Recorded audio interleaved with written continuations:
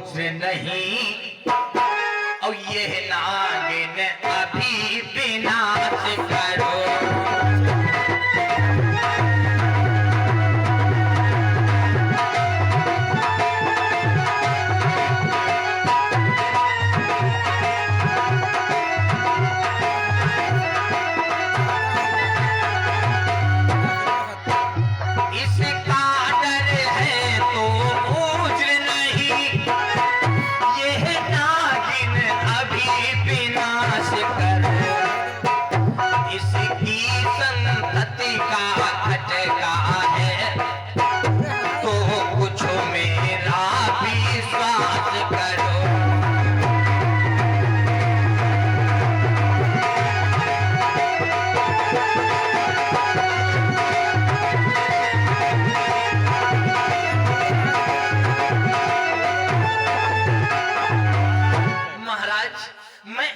वादा करता हूँ कि हम लोगों से जो भी संतान होगी वो मैं एक एक करके आपको देता जाऊंगा। मैं प्रेम पूर्वक कहता हूँ अब मोह विसर्जन कर दूंगा। इससे जो भी संतति होगी वो तुम्हें समर्पण। छोड़ दो छोड़ दो। ए भैया, कंस ने विश्वास कर लिया और विश्वास जब कर लिया तो देवकी और वसुदेव को दोनों को छोड़ देता है और ला करके अपने यहाँ पर रखता है। एक बात और यहाँ पर बता दे भक्तों, अगर जो हमारे और आपके ऊपर किसी ने अगर जो विश्वास किया है, किसी ने अगर जो विश्वास किया है किसी चीज का या किसी बात का, तो सदैव ही उसके विश्वास को पूरा करना चाहिए। क्यों? क्योंकि अगर जो आप उसकी नजरों से गिर गए, उसके मन से गिर गए, अपने चरित्र से गिर गए, तो समझ लो हर चीज से गिर गए। किसी कवि ने 2 लाइनों में दर्शाया है कि कोई ठोकर से गिर जाता है। अगर जो रास्ते पे जा रहे हो ठोकर लग जाए तो आपको कोई ना कोई जरूर देखता होगा, आपको उठा लेगा। लेकिन अरे जो ठोकर से गिर जाता है, अरे उसे कोई ना कोई उठाता है।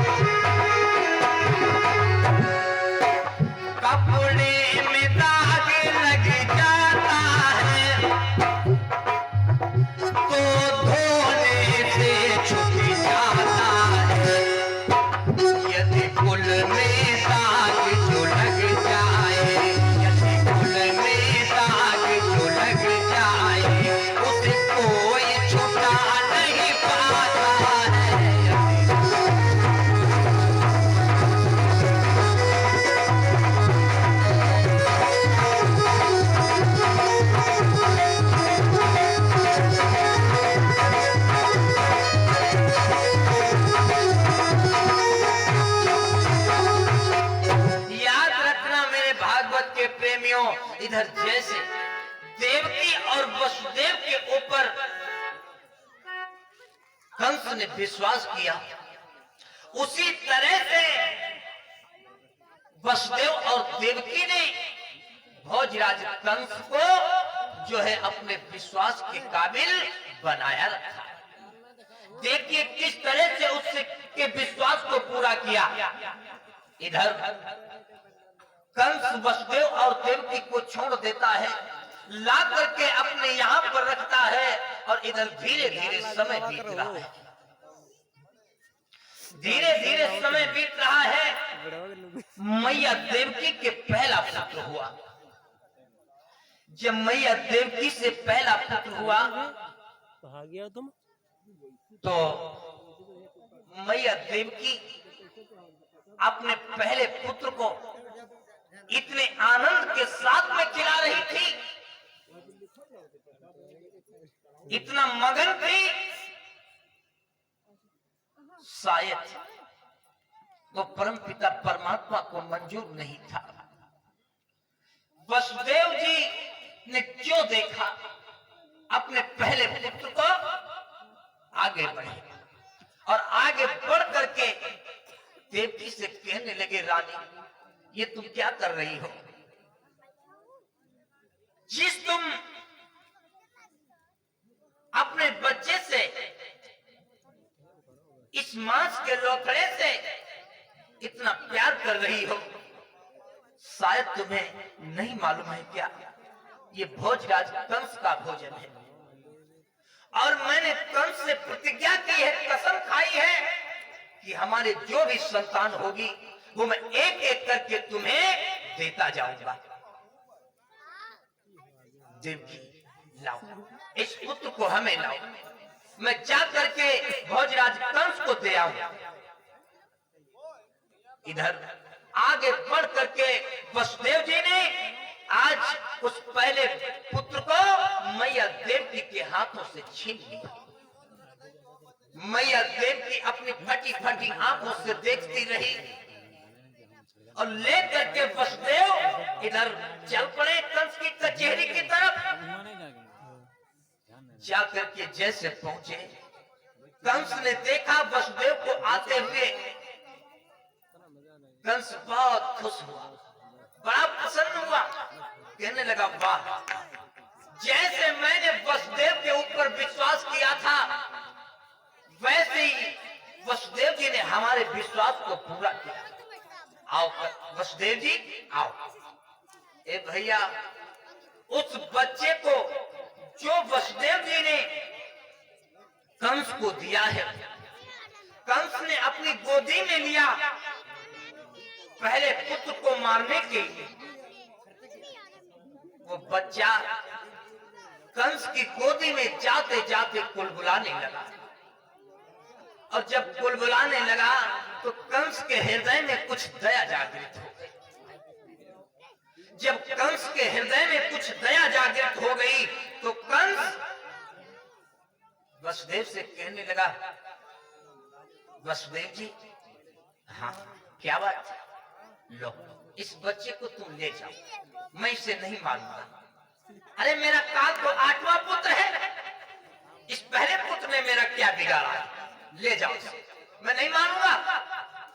ए भैया, कंस ने तो पहले पुत्र को वापस कर दिया था, लेकिन इधर देवताओं में यह सलाह मिलाई गई कि अगर जो कंस ऐसे ही कुछ दया जागृत करता रहा तो भगवान कन्हैया के जन्म में बहुत ही विलंब होगा। क्यों?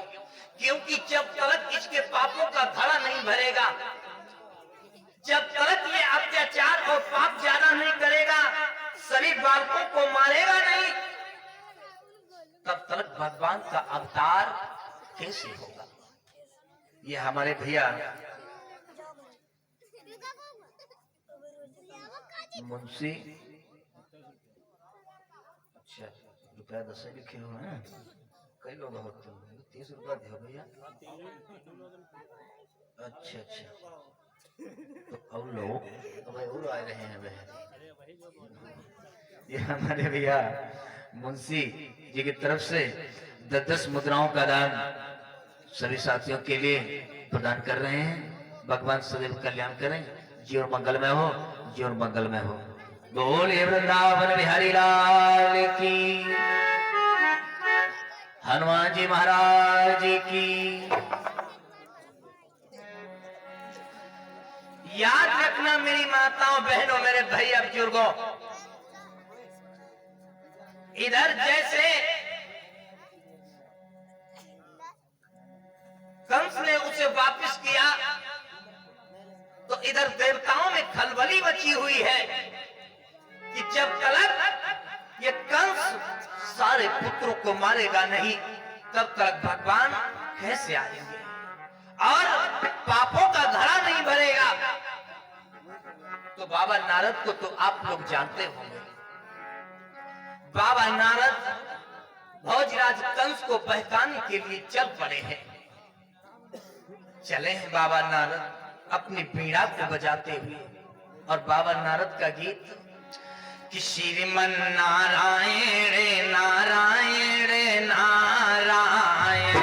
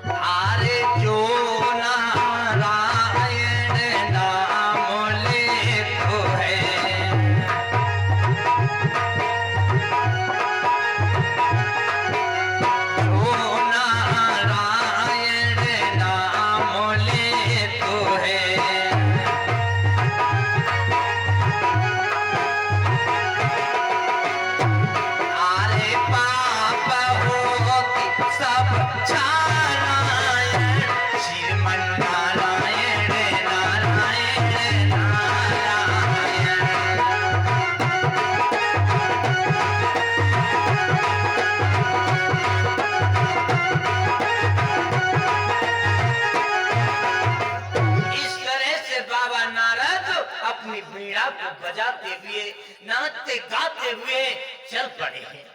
कहां के लिए? भोजराज कंस को बहकाने के लिए। ए भैया, बाबा नारद चले और जा करके जैसे पहुंचे हैं कंस के यहाँ पर, और ये हमारे परम सम्मानित भैया श्री राम जीवन जी की तरफ से हमारे लिए 20 मुद्राओं का जो है पुरस्कार हमें दूध पीने के लिए दे रहे हैं। भगवान सदैव कल्याण करें, जीवन मंगलमय हो, जीवन मंगलमय हो। आज जैसे जाकर के पहुंचे हैं बाबा नारद कंस की कचहरी में, वैसे कंस संत महात्माओं से बहुत बड़ी जलन मांगता था, लेकिन बाबा नारद से बहुत ही हित करता था। क्यों? क्योंकि बाबा नारद कोई ना कोई बात, कोई ना कोई उपाय उसे बताते रहते थे। जैसे बाबा नारद पहुंचे, बहुत ही सुंदर से आसन पर बिठाया,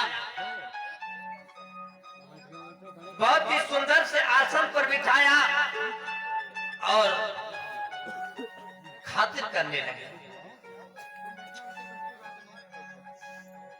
बाबा नारद कहने लगे, कंसराज